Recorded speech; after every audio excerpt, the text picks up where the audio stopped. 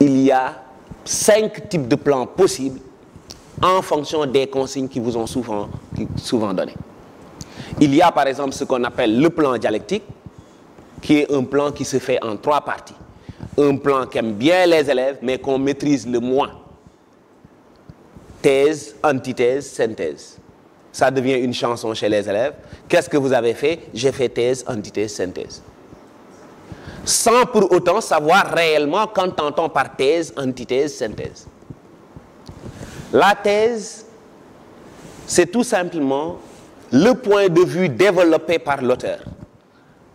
Ça veut dire tout simplement que l'auteur donne une affirmation et dans cette affirmation, il soutient un point de vue. Et c'est ce point de vue qu'il soutient qu'on appelle la thèse. Par conséquent, quand vous dites que dans votre dissertation, vous avez fait thèse, antithèse, synthèse, on suppose que dans la première partie que vous appelez thèse, vous avez cherché à défendre le point de vue avancé par l'auteur.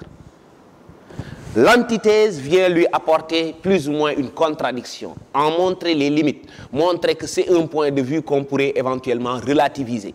Parce que justement, ce n'est pas à tout point de vue que c'est justement une idée défendable.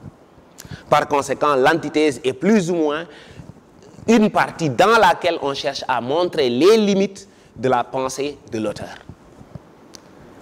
Enfin, il y a à faire une synthèse et c'est justement dans cette partie que les élèves ont toujours du mal à véritablement développer un point de vue cohérent, pertinent, parce que assez souvent, ils ne savent même pas ce qu'il faut faire dans une synthèse. La synthèse, comme son nom l'indique, c'est justement une partie qui doit chercher à réconcilier la thèse et l'antithèse. Parce que la thèse défend un point de vue, l'antithèse vient chercher à en montrer les limites, à apporter à une contradiction. Il faut, dans la synthèse maintenant, chercher à nuancer les deux positions qui, a priori, semblaient être irréductibles. Ça veut dire quoi? Je cherche à nuancer, je cherche à trouver le point d'équilibre, je cherche à trouver justement un point où véritablement les deux points de vue peuvent se joindre. C'est cela qu'on appelle une synthèse. Ça veut dire quoi? La synthèse, elle met ensemble, en confrontation, la thèse et l'antithèse pour trouver l'équilibre. Et c'est pourquoi ce type de plan, généralement, est introduit par des consignes du genre un verbe plus le verbe discuter. Et chaque fois qu'un élève verra dans une consigne le terme discuter, cela signifie qu'il faut impérativement envisager un plan où il y a nécessairement une antithèse. Le verbe discuter, qu'il soit seul ou qu'il soit accompagné, introduit toujours et nécessairement une partie dans laquelle il y a une antithèse. Et c'est pourquoi il n'y a que 2 types de plans dans lesquels nécessairement il y a une antithèse, et ce sont des types de plans introduits par des consignes où il y a le verbe discuter. C'est justement le plan synthétique ou alors le plan dialectique dont je viens de parler. Le plan synthétique, c'est plutôt un plan qui se fait en 2 parties, où on a une concession, ça veut dire on s'accorde avec ce que dit l'auteur, et dans une deuxième partie, on a une réfutation, ça veut dire une partie dans laquelle on cherche à lui apporter une contradiction, à montrer les limites justement de ce qu'il dit.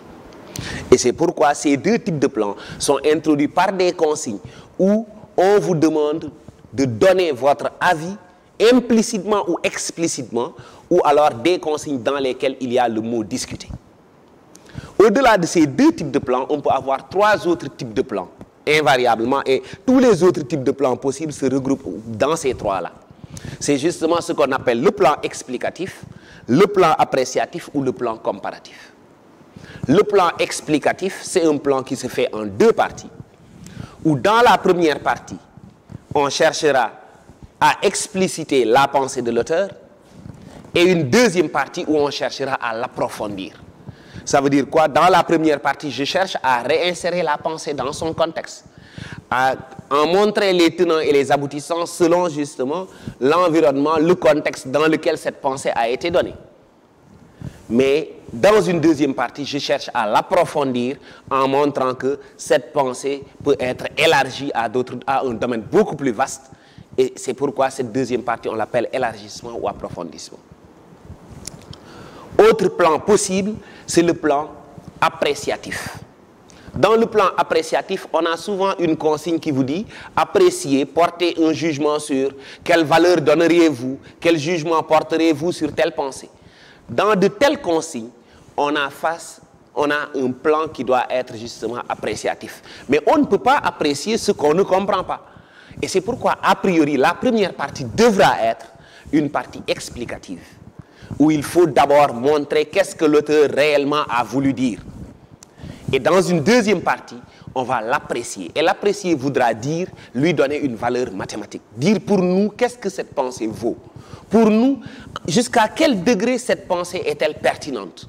Jusqu'à quel degré on peut soutenir ce point de vue. Ou alors, est-ce que ce point de vue est défendable ou alors est-ce qu'il est indéfendable. Jusqu'à quel degré on peut l'admettre ou jusqu'à quel degré il faut systématiquement rejeter une telle pensée.